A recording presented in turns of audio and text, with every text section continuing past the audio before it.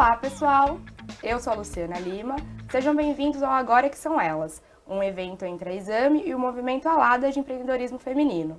Hoje a gente dá continuidade a mais uma entrevista dessa série de entrevistas com mulheres empreendedoras em comemoração ao Dia Internacional da Mulher. Hoje eu tenho o prazer de estar comigo a Mariana Dias, CEO da GUP. Mari, muito prazer, seja bem-vinda ao Agora Que São Elas. Super obrigada pelo convite, estou muito feliz, acho que troca importantíssima para esse momento. Imagina, a gente que agradece. Mari, a gente tem feito aqui uma série de entrevistas com mulheres que são referências dos mercados que elas atuam, para contar um pouco dos desafios, né? Falar um pouco, mostrar para as mulheres que estão ali vendo a gente em casa que elas não estão sozinhas, às vezes com as dores que elas estão sentindo, trazer algumas lições, enfim, mostrar um pouco, criar essa rede de apoio em torno aí do Agora Que São Elas.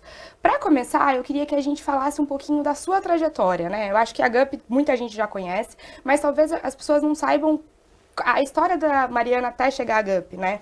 Eu sei que, contando spoilers, você largou uma carreira muito bem sucedida em uma multinacional, e eu queria que você me contasse um pouco de como que você chegou até a GUP, né? Até empreender com recursos humanos, se tornar aí uma das principais startups de recursos humanos do Brasil. Legal. Acho que é bacana eu falar que eu nunca quis ser empreendedora. Hoje, olhando para trás assim na minha carreira, eu lembro de vários momentos na minha adolescência, até infância, que eu fui empreendedora. Então, por exemplo, meu irmão, que é cofundador comigo na GUP, ontem a gente estava comemorando o aniversário dele, a gente lembrou essa história. Eu, quando tinha 9 anos, ele 5, ele desenhava várias coisinhas super legais, que ele era super criativo, e eu vendia na porta de casa. Caraca. Então, essa veia empreendedora, ela começa ali na infância, até que na escola eu era a pessoa que vendia bijuteria, eu vendia esmalte, eu adorava isso, mas eu não sabia que isso era empreender. Sim. Não tinha esse nome na minha cabeça. E fazia, tipo, pra comprar bala? Pra comprar coisa. Eu gostava de ter o meu dinheiro, eu gostava de ter a minha independência. Então, por exemplo, quando eu fui estudar lá fora, nos Estados Unidos, eu montei um grupo de dança para ensinar americanas a sambarem. Esse é um fun fact. Muito bom. Então, é só para dar o exemplo que mesmo assim, quando eu entrei na faculdade, fiz administração, eu tinha na minha cabeça que eu queria uma carreira corporativa. Eu queria ter um programa de trainee para me ensinar, depois impulsionar a carreira e não queria empreender. Olha aí, né? Olha! E também não queria ir para o RH. Eu queria ir para o marketing ou vendas. Então, acho que o meu maior aprendizado, assim, né, desde que eu comecei a carreira, foi você experimentar faz parte, você não ter certeza também. E cuidado com as suas crenças, porque às vezes você pode se limitar e falar, não, eu só quero isso daqui, às vezes você não experimenta e não abre portas, igual abriu para mim. Então, depois que eu fui para o programa de trainee, que eu realmente queria, né, lá na Ambev, eu falei pro pessoal, eu quero ir para marketing ou vendas, não quero ir para o RH. E aí eles falam, Mari, mas você é a cara de RH, RH tá cheio de problema. E aí teve uma pessoa lá que me convenceu falando isso, tá cheio de problema. E onde tem problema, tem oportunidade. E aí essa pessoa fez assim, a importância de ter mentores também, né? Pessoas que têm esse olhar para sua carreira. Falou, se você for para o RH, Mari, e não gostar, a gente coloca em marketing ou vendas como você quer. Falei, então eu vou experimentar. E fui. E me apaixonei. Nunca mais quis sair. Amei. Porque aprendi que, no fundo, todos os problemas e oportunidades que a gente tem em um negócio, todos, se resume a gente.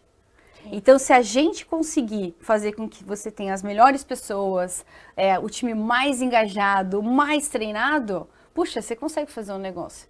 E aí eu entendi que o RH é uma mega área de negócio e não quis mais fazer nenhuma outra área, até que, tentando, né, resolver alguns problemas de RH, em 2014 eu tive a ideia da GUP para resolver um problema dessa empresa que eu estava. E aí entendi que aquilo era uma oportunidade para fazer além da empresa e fazer um negócio maior. E qual que era essa dor que você identificou aí no recrutamento, que você teve a ideia, né, e teve, enfim, um estalo para criar a GUP? Eu lembro que eu estava no avião. E aí eu estava pensando muito sobre, puxa, a gente está perdendo bastante gente dos newcomers. Newcomers são as pessoas que você contrata e menos de 6 meses pedem para sair. Sim. Então, se isso está acontecendo, provavelmente é um erro da contratação. Sim. E eu estava tentando resolver esse problema. Então eu estava no avião. Aí eu lembro que veio aquele papelzinho guardanapo, né, do copinho de água, e eu comecei a desenhar uma solução para que esse matching, né, essa identificação de que a vaga era correta para a pessoa candidata e vice-versa, fosse mais assertivo.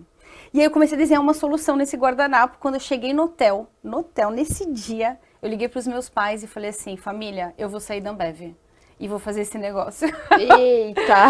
Então, assim, ficou tão claro aquilo na minha cabeça quando eu comecei a desenhar. Eu falei, gente, a gente precisa disso. Como assim não tem isso ainda hoje? Sim. E aí me deu a vontade. Falei, não, eu quero fazer esse negócio. E você não pensou em empreender internamente? Criar essa solução para a Ambev, enfim? Então, no começo, até chegar no guardanapo, eu já estava fazendo várias coisas e pensando para a Ambev. Antes dessa solução do guardanapo, eu tentei fazer algumas coisas lá dentro, mas precisava de muito investimento, muita tecnologia, e falei, puxa, e estava muito complexo. Aí quando veio a ideia do guardanapo, que era uma ideia mais escalável, eu falei, não, eu acho que isso daqui vai ajudar mais gente fora. Só que algo interessante, assim, acho que desde o comecinho, até desse primeiro dia, eu sabia que eu não ia conseguir fazer sozinha. Aí nesse dia, eu listei 3 pessoas para fazer esse negócio comigo. A primeira era a Bru, que é co-founder junto comigo. E aí fui depois, né, convencê-la, 5 meses para convencê-la para sair e fazer o negócio Ela junto. também não era empreendedora? 0, 8 anos de Ambev, queria continuar a carreira corporativa dela. Então, assim, esse movimento, né, quando muda muito a sua carreira, exige coragem. Sim. E não se engane, assim, teve muitos medos, com certeza medos, inseguranças, puxa, será que vai dar certo? Mas eu acho que quando você quer muito algo e você tem a pessoa certa do lado para ajudar, aí isso reduz os medos para fazer, sabe? Sim. Acho que é interessante você falar isso, porque volta até no que a gente estava falando antes da gravação, da rede de apoio, né? Da importância de você se cercar ali de mentores, como você falou na primeira fala, mas também de rede de apoio, né? De alguém que está ali para te ajudar, para segurar a sua mão, seja como sócia ou seja como um apoio mesmo, né? Como que você vê a importância disso, para você principalmente? Nesse começo que a gente iniciou a GUP, a gente estava falando do exemplo de mulheres, né? Eu não tinha exemplos de mulheres empreendedoras, não conhecia nenhuma no Brasil, né? Mas eu conhecia homens empreendedores e o exemplo, ele é muito importante, porque você vê que é possível. Então, por exemplo, né? Eu tinha uma pessoa que estudou comigo na faculdade que tinha feito a Gympass, né? Que é uma outra startup super legal, e eu via ele fazendo e tal, eu falei assim, puxa, existe um caminho. Uma outra startup que na época estava também na nossa frente, já tinha começado, com um cofundador que era até meu compadre de casamento, que é o Lucas D'Amélios. E aí eu vi ele fazendo. Então, o exemplo te mostra que é possível. E aí isso ajudava a inspirar a gente, mas também, quando a gente tinha muitas dúvidas, a gente ia atrás dessas pessoas para ajudar a gente a cortar caminhos. Então, a rede de apoio é fundamental. Muito bom. E falando um pouco da trajetória de vocês da GUP, né? No ano passado aí vocês receberam um dos maiores cheques para uma empresa, para uma startup, né, comandada por mulher no Brasil. Vocês estão num ritmo de crescimento super bacana, enfim, adquirindo várias outras startups, até a gente vai falar um pouquinho mais sobre isso, sobre como vocês querem talvez se tornar um ecossistema de RH. Mas eu queria saber, né, nessa trajetória, né, a gente sempre vai perguntar isso para você, se vocês esperam seus próximos unicórnios aí olhando para recursos humanos, e se é mais difícil por você ser mulher. Difícil essas 2 perguntas, hein? Eu acho que assim, o unicórnio, eu acho que é um movimento natural. Ele vai acontecer, né? Mas a gente nunca teve esse negócio, nossa, eu quero virar unicórnio. A gente quer ser uma empresa gigantesca. Então, assim, hoje a gente está no Brasil, a gente quer atingir todos os países emergentes, que é onde a gente acredita que a gente pode mais ajudar. Então, ir para o global. E isso tudo vai acontecer, o unicórnio, mas não é o fim. A gente não quer que esse seja o fim. Então, estamos no caminho para... Agora, é mais difícil, Mari, sendo mulher? Vou trazer uma visão super transparente, que não é a visão que eu colocava no começo da GUP, porque eu também sou uma feminista em construção. Como todas nós, né? Fui aprendendo algumas coisas, que é difícil a gente ver, né? Sim. Então, por exemplo, quando você vai fazer uma prospecção de investimento, igual essa última rodada que a gente levantou 500 milhões de reais, em todos os fundos de investimento que eu fui, eu não conversei com nenhuma mulher. Nenhuma. Antes dessa rodada, que essa foi uma rodada muito grande, aí eu conversava com fundos menores que tinham mulheres. Então, mas só que essa última me assustou um pouco. Falei, caramba, por que isso é importante? Isso é importante porque você fica se questionando, você começa a se pôr muito mais em prova. Será que isso é pra mim? Sim. Tô falando, mano, mulher, será que role model, né? Puxa, o exemplo, que é o que a gente acabou de falar, ele é super importante. Então, assim como no recrutamento, para você diminuir vieses, você precisa levar mais diversidade para o time de recrutadores, nos fundos também. E eu tenho falado muito isso, assim, a gente precisa levar mais diversidade para o ecossistema, não só das empreendedoras, mas também as pessoas que estão nesses fundos. Então, não acho que tem uma barreira explícita, mas tem uma barreira estrutural que traz impacto, sim, para nós mulheres, né? Pode ter vieses nesse tipo de seleção. O ano passado, a gente sabe, né, que 2% globalmente do investimento vai para startups fundadas por mulheres, e saiu um estudo que pós-pandemia esse percentual ainda reduziu. Nossa. Porque está escasso, ainda mais agora o dinheiro, né, do ano para cá. Então ainda vai sair esse estudo, mas com certeza, tenho certeza que vai diminuir ainda mais. Então, sim, existem algumas barreiras e eu acho que o principal é exemplo. Então, por isso que a gente estava até comentando, né? Agora que eu e a Bru, a gente está nesse lugar, a gente começou a investir em startups fundadas por mulheres, a gente fez um grupo para fomentar e ajudar mulheres empreendedoras, para dar exemplo, assim, mulherada, é possível, bora que dá para fazer. Sim, né? até aumentar também a presença de mulheres em fundos, né, em outras, Com certeza. não só como empreendedoras, mas em todo o ecossistema, né? Com certeza. Muito bom. Outra coisa que eu queria comentar um pouco é, olhando para a trajetória da Gup, né, e nos últimos anos, vocês fizeram muitas aquisições, né, fizeram aquisição recentemente da Pulses, antes disso da Kenobi, e aí eu quero fazer duas perguntas, na verdade. Primeiro, por que vocês querem se tornar esse ecossistema de RH, né, e ampliar aí um pouco do escopo que começou como recrutamento e agora já está em outras áreas da gestão de pessoas? E como que vocês se veem, né, olhando para essa crise que a gente está vendo no setor, né? Legal. Então, como que vocês estão se saindo nesse ano mais difícil? Legal. A gente, quando começou a Gup, né, a gente sempre teve um sonho, assim, de, puxa, tudo num lugar só. Porque gestão de pessoas sempre foi muito quebrada, né? É a caixinha do recrutamento e seleção, é a caixinha da comunicação interna. Mas nós não somos em caixinha, a gente tem uma jornada única, né? A gente numa empresa, a gente não passa por todas as caixinhas sem perceber. Então, a gente visualizava isso, mas não acreditava ser possível. Talvez por estar como uma mulher mais insegura, pode ser. Mas a gente sempre teve a crença assim, vamos fazer recrutamento muito bem. O dia que a gente virar líder de recrutamento, a gente dá o próximo passo. E foi isso, 4 anos que a gente não fez nada além de fazer só recrutamento. E todo mundo que vinha falar pra gente, expande, vinha fundos de investimento, vinha clientes querendo pagar a próxima solução. E a gente não. Negava o dinheiro. Negava. Só recrutamento e seleção. Aí foi quando a gente conseguiu passar a Kenobi realmente virar líder desse mercado, que a gente falou, agora vamos dar o próximo passo, que é a admissão. E aí a gente aprendeu que, no final, né, como a gente está na mesma área de recursos humanos, é muito benéfico para todo mundo ter um lugar só. Por exemplo, a pessoa candidata ir para a admissão e esses dados automáticos irem para cá, maravilhoso. Imagina você ser contratado e já saiu uma lista de cursos que você tem que fazer, porque foi identificado na sua contratação que você não tem tais e tais skills, ou pode melhorar, e aí já vem um onboard fechadinho para você. Ou quando você estiver lá na frente, já dentro da empresa, você começar a fazer pesquisas de clima e engajamento, que é a Pulses que a gente comprou, e a gente já saber diversas características sobre você, o porquê que o seu engajamento pode estar maior ou menor. Então é muito benéfico para todo mundo estar tudo num lugar só, e por isso que a gente começou a fazer essa expansão. E fala muito sobre personalização do RH, né? Que é uma coisa que a gente ouve bastante das empresas. É uma dor, porque muitas empresas não sabem como fazer isso, né? Super importante, customização do RH e do colaborador. Eu acho que um olhar que a gente está trazendo para o mercado cada pessoa é diferente. Então você precisa entender por meio de dados como que aquela pessoa é diferente para você dar cursos diferentes. Não adianta mais colocar todo mundo numa sala para treinar a mesma coisa. O mundo mudou. Então a gente precisa de tecnologia para ajudar a identificar quais são as skills suas, que é diferente das minhas, trilhas diferentes, personalizações diferentes. E o mundo que a gente está vivendo agora, que foi o que você perguntou também, né? Estamos num momento complicado, né? Complexo aí de empreendedorismo, venture capital, mas eu acredito que a gente pode sair mais forte disso. A gente, desde o começo da Gup, quando a gente começou, a gente foi a primeira HR Tech do Brasil. Então, quando a gente ia nos fundos de investimento captar dinheiro, ninguém queria dar dinheiro pra gente. Porque a tese não estava feita. Ninguém fez isso, Ninguém né? tinha feito isso. O pessoal olhava assim, RH? Imagina, RH. Né? Estavam as fintechs crescendo, e-commerces crescendo. Então, sempre a nossa captação de investimento foi muito complexa. Com isso, sem muito dinheiro, o que a gente fez?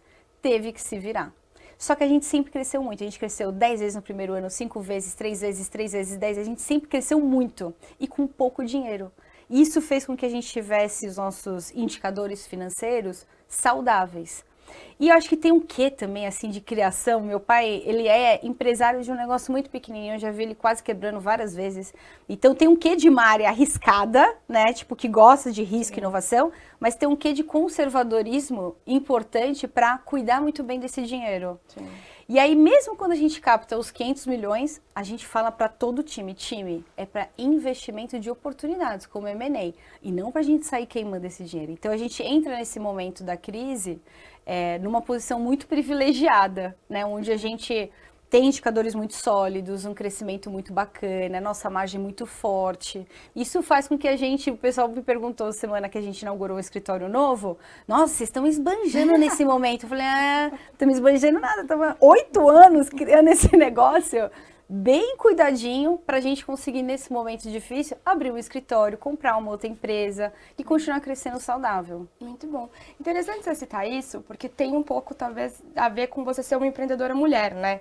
A gente, quando, enfim, era mais popular até um pouco antes, quando surgiu, né, o termo unicórnio, muita gente falava sobre as zebras, que eram startups muito mais consolidadas, né, preocupadas muito mais com a rentabilidade, e geralmente eram startups que tinham mais diversidade.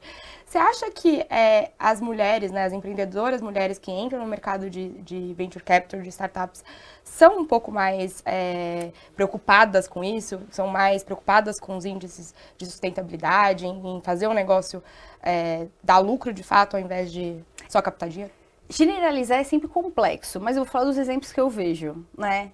Eu vejo sim que tem uma boa parte aí, uma grande maioria das mulheres mais pé no chão. Então, por exemplo, por que eu e a Bru a gente começou a investir em startups fundadas por mulheres? Porque vinham algumas mulheres pedir mentoria pra gente de investimento. E aí, quando elas apresentavam o famoso pitch, a gente via que o tamanho do mercado que elas projetavam era muito menor do que o tamanho projetado quando um homem coloca esse tamanho do mercado. Por quê? Porque elas colocavam aquilo que é o pé no chão, aquilo que elas realmente vão conseguir atingir. E quando você olhava os indicadores, também muito, né, mais pé no chão.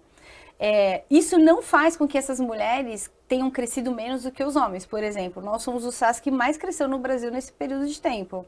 Mas a consolidação, o pé no chão, o cuidado, né, com os detalhes, com o financeiro, a gente vê realmente uma tendência importante a ser estudada com as mulheres. E aí a gente começou a investir nessas mulheres que a gente falou assim, ó, eu quero investir em você porque eu acredito, mas também te ensinar que tá tudo bem você colocar um tamanho de mercado maior. Bora pensar maior, vamos arriscar um pouco mais, né, para ajudar. Mas é uma construção, né, assim, é muito complexo. Nós mulheres, a gente é educada de uma forma diferente. Sim.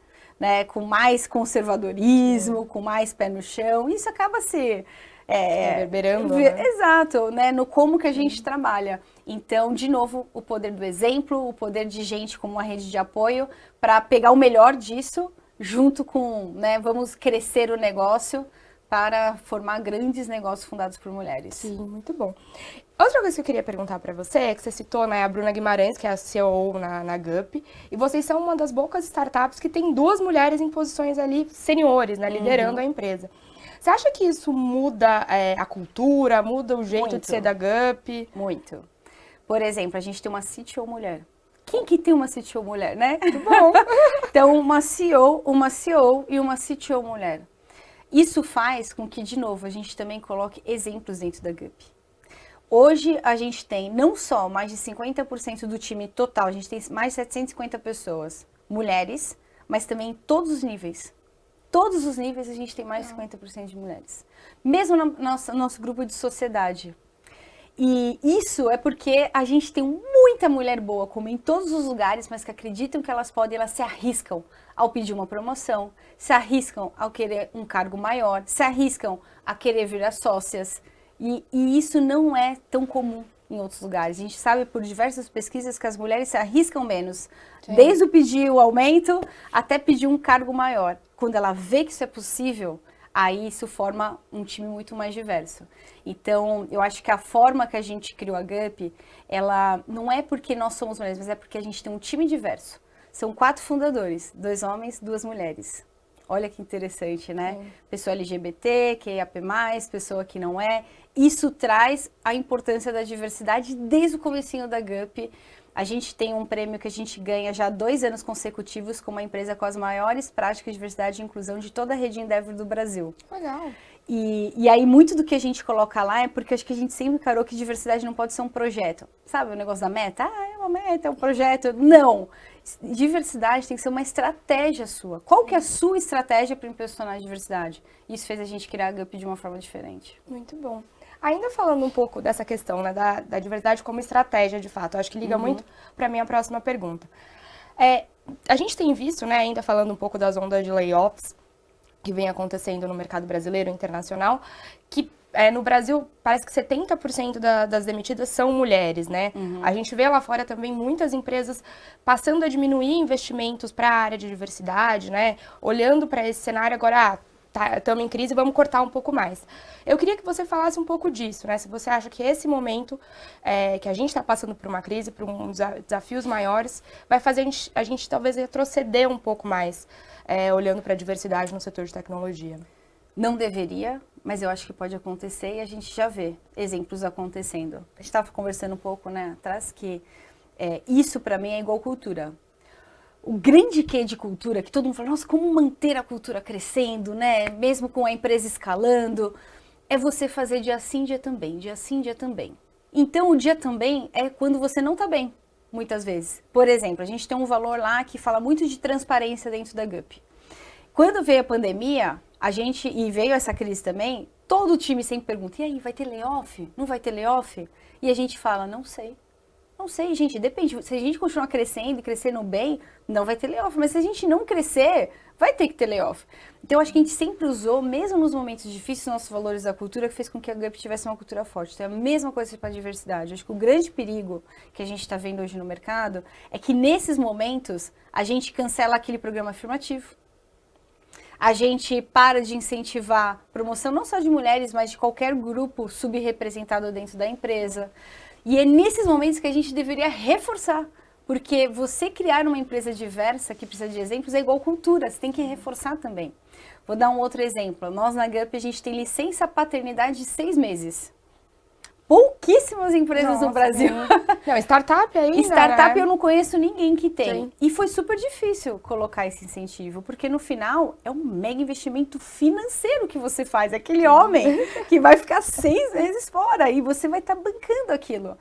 Mas aí na hora que a gente parou para estudar sobre o assunto, a gente falou, puxa, passar por equidade...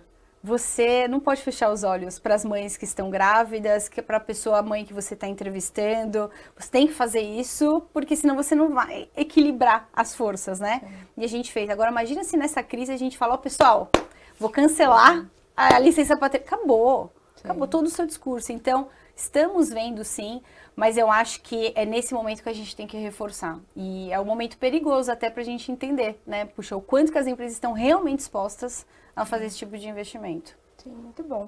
Mari, nosso tempo está acabando, eu tenho aqui várias perguntas para fazer, mas eu queria finalizar olhando um pouco para a tecnologia no recrutamento, né? Que eu acho que é o core da GUP, vocês são aí uma das referências nesse tema. E eu queria saber se você acha que talvez trazer inteligência artificial, trazer tecnologia para o recrutamento ajuda nesse que é um dos principais gargalos, né, para as mulheres, eu acho que dentro do mundo corporativo. A gente sabe que tem muitas mulheres que são preteridas na entrevista de emprego, ou que sofrem ali, talvez, questões com vieses mesmo, né? O gestor acaba não chamando a mulher, ou acaba fazendo aquelas perguntas clássicas, se vai ter filho, se não tem filho, esse tipo de coisa. Você acha que a tecnologia pode ajudar? Acho que ajuda muito. Muito, muito, muito. A tecnologia nunca ela vai substituir isso que eu estou tendo com você. Que é essa conversa, que é super importante, você vê empatia, vê várias coisas. Mas até chegar nesse momento de entrevista, hoje no Brasil a gente tem mais de 10 milhões de pessoas desempregadas. Então a realidade é que quando você abre uma vaga, por exemplo, uma plataforma igual a GUP, você recebe centenas de inscrições. Tem vaga nossa operacional que já recebeu 200 mil, 300 mil inscrições. Isso é muito triste. Caraca. Isso até me arrepia toda vez que eu falo, porque é o reflexo do desemprego que a gente tem, né? E o que acontece quando você não tem tecnologia e você recebe aquela pilha de currículos? Você vai fazer os seus vieses inconscientes, porque se tem muita gente, tem uma vaguinha só, trabalhar. Como que você faz? Você pega aquele papel, você vê foto, você vê escolaridade, você vê o nome da faculdade que a pessoa fez, idade, você começa a colocar, às vezes sem perceber, um monte de vieses. Quando vem uma tecnologia, que, por exemplo, a nossa tecnologia tem uma inteligência artificial que ela trabalha só na primeira parte do funil. Então, todos aqueles inscritos, ela vai ver quem que tem mais match com os skills pedidos na vaga, no job description, na descrição da vaga, sem considerar nenhum ponto que pode prejudicar a diversidade. A gente tem uma parte de IA que é baseada em ética, com um time que frequentemente vê se essa IA está tendo qualquer tipo de desvio, para não pegar em consideração gênero, idade, até nome de faculdade, vários outros que podem impactar. Com isso, a gente faz o nosso papel para você olhar realmente quem tem um skill e não esses outros pontos. E aí entender quem que vai para a entrevista. Então, sem isso, como que você faria? É impossível, né?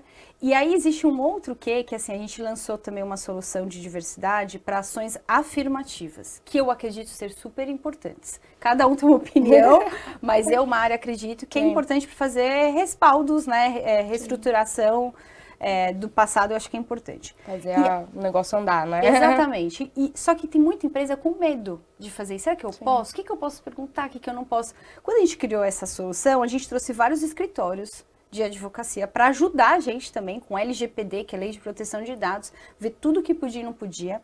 Aí a gente construiu em cima do que tudo que podia e não podia, porque como que eu pergunto? Como que eu deveria perguntar? E se você não quiser responder, eu preciso te dar o direito de não responder, né?